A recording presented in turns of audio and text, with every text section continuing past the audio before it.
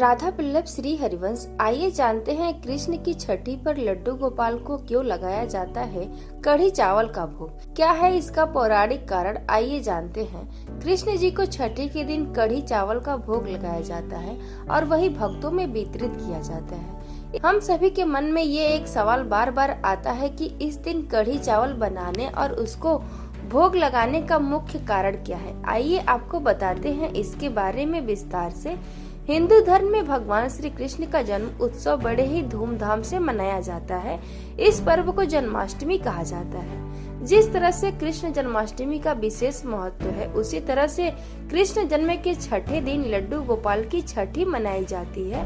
जिस तरह से बच्चे के जन्म के ठीक छठे दिन यह उत्सव धूमधाम से मनाया जाता है, ठीक उसी तरह कृष्ण के बाल स्वरूप लड्डू गोपाल की छठी को भी विधि विधान के साथ मनाने की प्रथा सदियों से पुरानी है। यही नहीं, इस दिन कुछ विशेष चीजों का भोग लड्डू गोपाल को लगाया जाता है और भोजन में वही चीजें बनाई जाती हैं। उन्हीं चीजों में से एक है कढ़ी। कृष्ण जी की छठी के दिन कढ़ी बनाने की परंपरा काफी समय से चली आ रही है।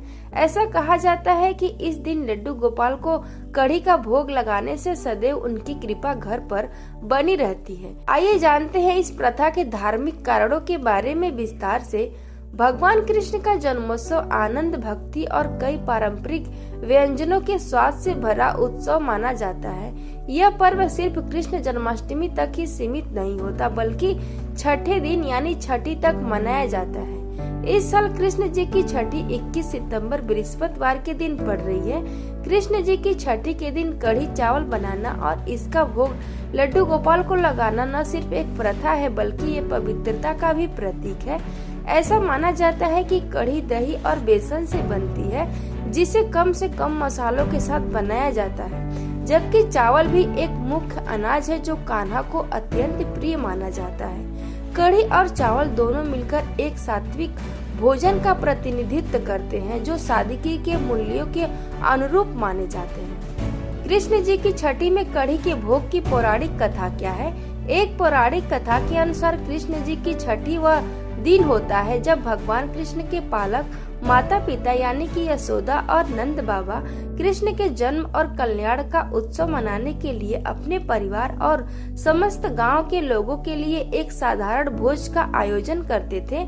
इस दिन वे अपनी सादगी भरी जीवन शैली के अनुरूप पौष्टिक और सादा भोजन तैयार करते थे और ग्रामीण जनों को परोसते थे।